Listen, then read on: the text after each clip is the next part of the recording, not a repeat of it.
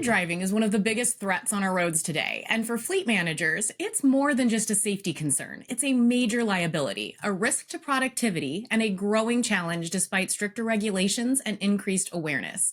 Keeping drivers focused behind the wheel is critical, especially in work truck fleets, where long hours, tight schedules, and constant communication demands can lead to dangerous distractions. I'm Lauren Fletcher, and today I'm joined by Ori Gilboa, CEO of SaverOne, a company dedicated to tackling distracted driving with innovative technology. We're going to dive into why this issue persists, what fleet managers can do about it, and how technology is helping create a safer place for everyone. Ori, thanks so much for joining me. Thank you, Laura. Happy to be here. So, despite increased awareness and legislation, distracted driving remains a major issue. What are some of the biggest challenges in fully eliminating this risk, especially in commercial fleets? Well, we're all distracted all the time, and as things are progressing and technology is progressing, we are getting distracted more and more. We are distracted in the road, from signs, from the radio, from everything. But one of the main things that distracts us is the cellular phone, actually, because that became a critical tool for work and for leisure and for everything. So you mentioned, the cell phone. What are some of the other more common distractions for truck and van drivers, and how have they really evolved over the recent years? Well, as I said, we are distracted from everything, and of course, especially when it's a long hour of driving and you're getting bored. Sometimes the road is, long and or at night, and we are getting bored. We are getting distracted from everything. I must say that as the progress and the progress of the technology, we have more and more things that distract us. And phone is one of them. But as I said, you can now the phone is not only phone. If you look at the screen, it can be YouTube, it can be all other things that you see. Sometimes it's connected, and there are a lot of things, not the vehicle manufacturer, but a lot of things that are connected to the main screen of the vehicle right now. Actually, it's a continuous battle between being focused on their own and being distracted by anything else. And on the other side, all the safety equipment is also evolving, trying to fight this. So it's a continuous battle between more safety, more comfortable, and on the other side, more comfortable road, comfortable tracks. How does SaverOne's technology help prevent distracted driving? And how is it different from some of the other solutions that are on the market today? The approach, and as you mentioned, there is a lot of progress in the safety equipment. Mainly camera. Actually, one of the main tool right now is a camera. But all those features and all those technology are aimed to give you a warning. Maybe sometimes give the fleet manager a warning, but they actually cannot prevent. In many cases, it might be a post-mortem. After something happened, you get noticed that something is happening. We came in with a different approach. We said, okay, we know that we are distracted. We know that there are a lot of things that take our awareness, especially with the phone. And as I said, the phone now it's a tool. It's not a phone. It's everything but the phone. And we understand that it's an addiction. We are addicted to this piece of technology that we have in our hand. And we looked for a solution that will actually prevent the distraction, not only warn or tell, okay, you were distracted or you are distracted, but actually prevent that. And the thinking was very simple. The technology the solution became very complicated, but the thinking said, okay, let's give the driver a tool. We know let's admit that we are addicted, and then we should find something that will prevent this addiction, and actually without the need of our consent. Actually, it's something that will operate automatically, and while we drive, and we know that the phone is in the cabin, it won't be able to operate, or at least to operate dangerous application. And this is what SaverOne does, actually. In a truck that you have this piece of hardware installed, thing like in the size of a big cell phone. It's concealed in the truck. the unit is connected to the driver's phone, and while the truck is in motion, you cannot activate any dangerous application. You cannot activate any texting, any browsing, YouTube, stuff like that. You can only receive calls and maybe use your navigation app, but that's it.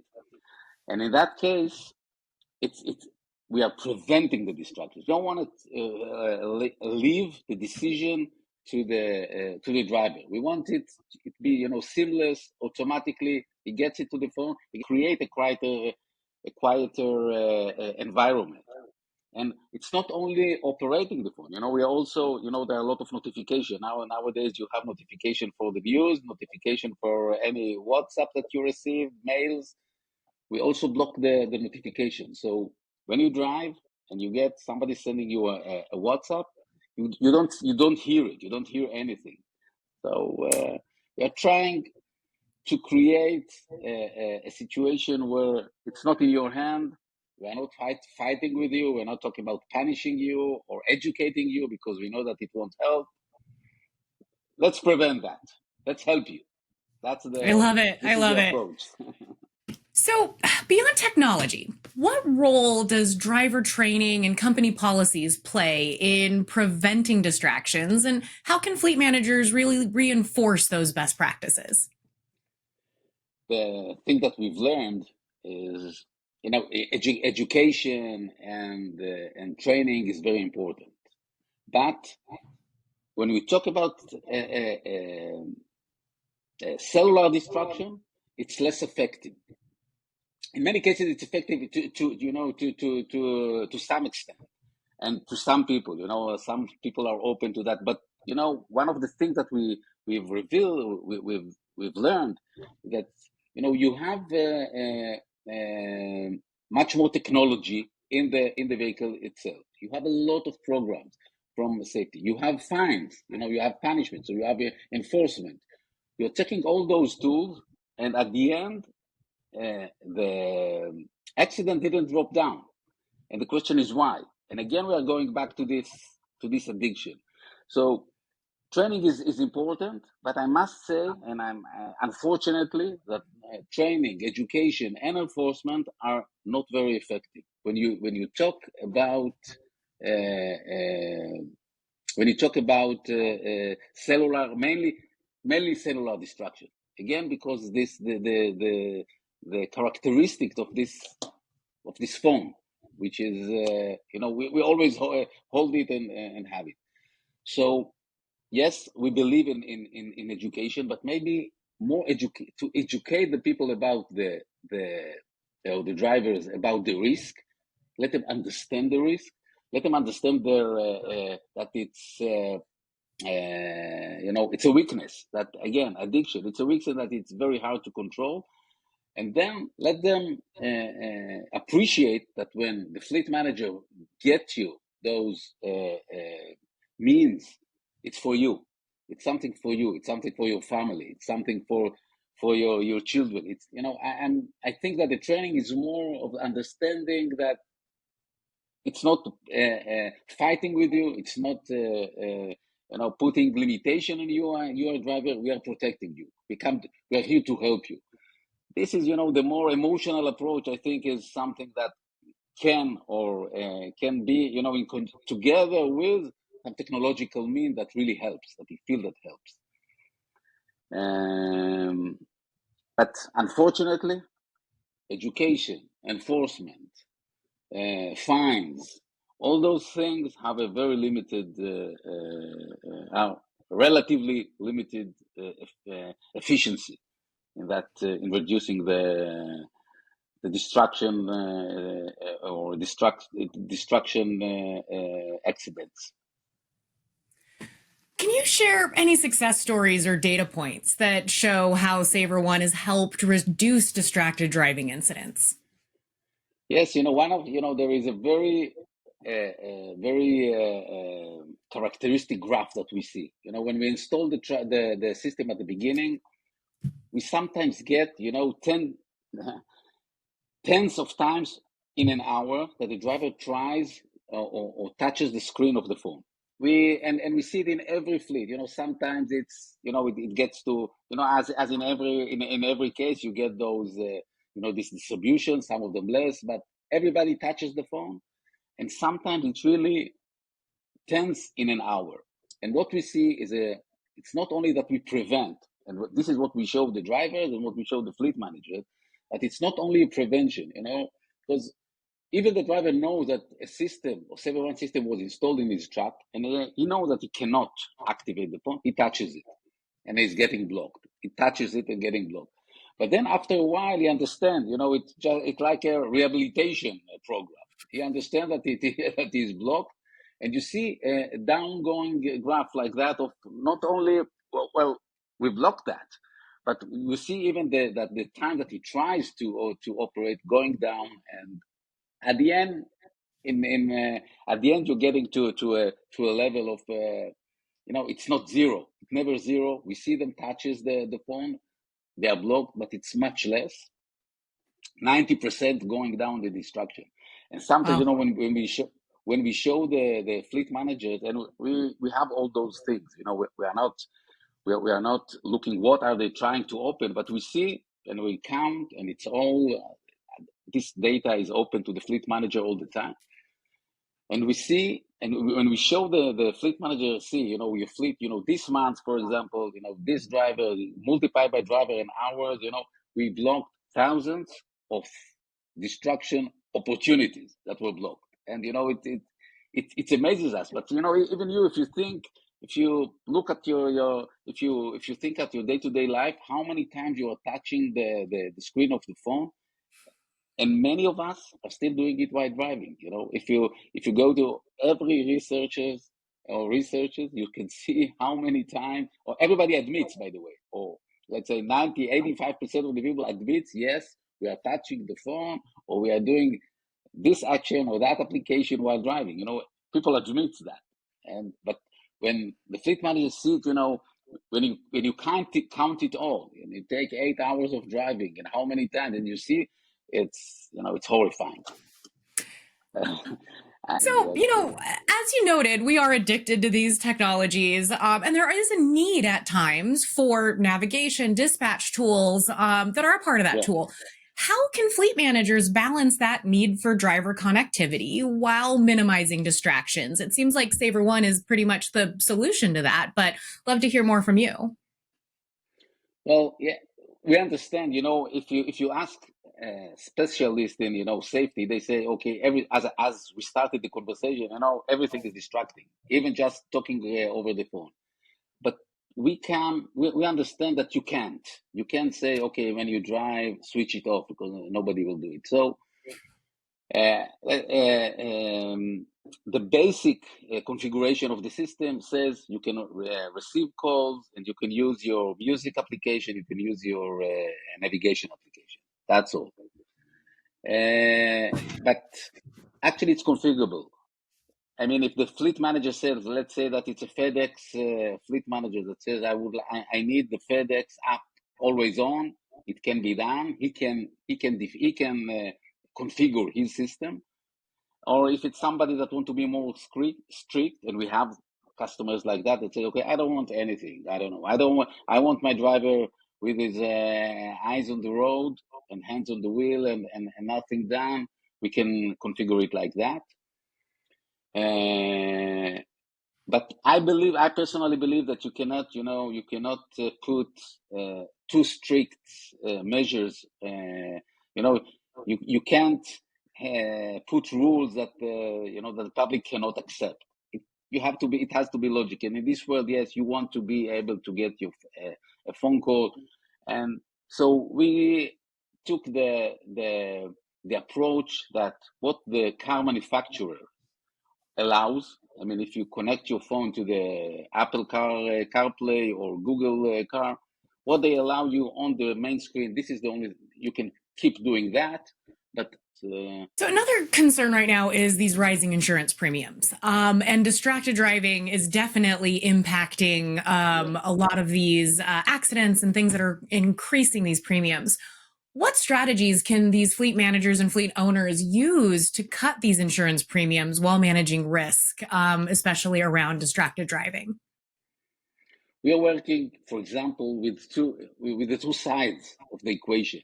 On one side, we are talking to insurance agencies and companies and saying, okay, you should encourage your fleet customers to have strict or more strict safety features of safety technology in the fleet because it costs you less at the end.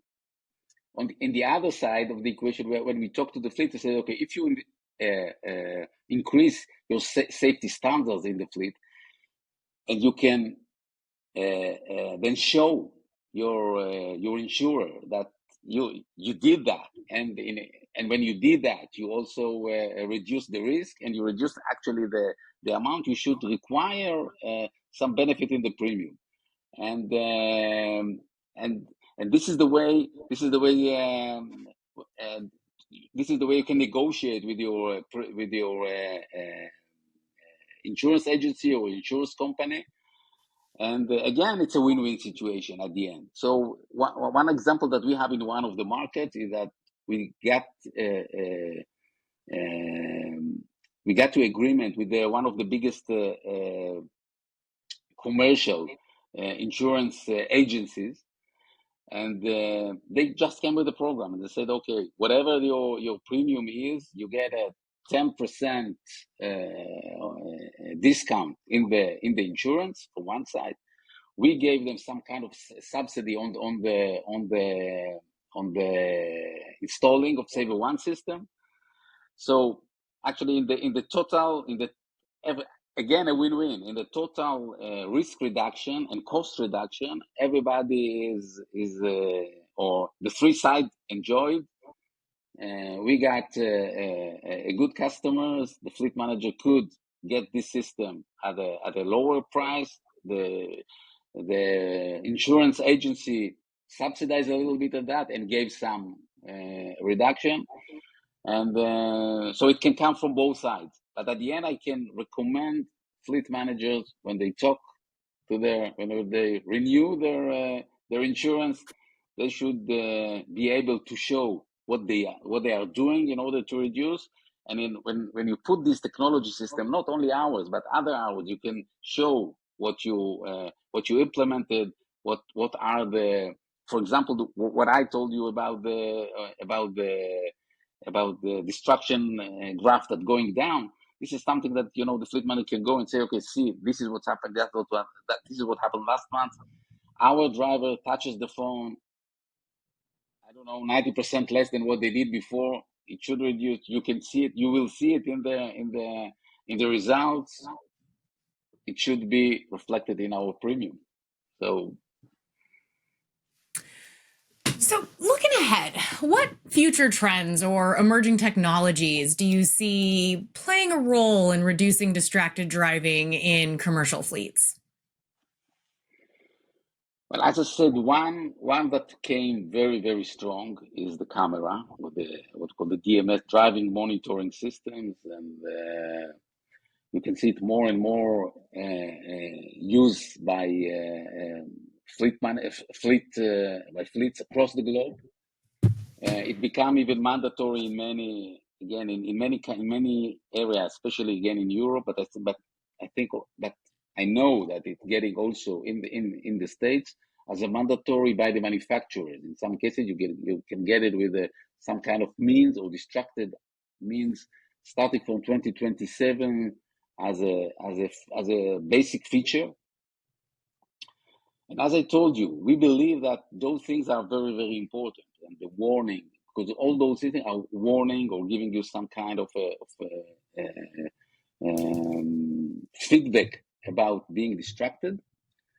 One of them, or one of the things that are one of the development and that we can see within the international regulation is looking for prevention technology. Ours is one of them. I mean, this is the RF technology that we are using. And I believe that the technology will go more and more to prevent, to to prevent the use, because I can't see change in the behavior without getting technology that prevent the destruction. That goes to cellular destruction.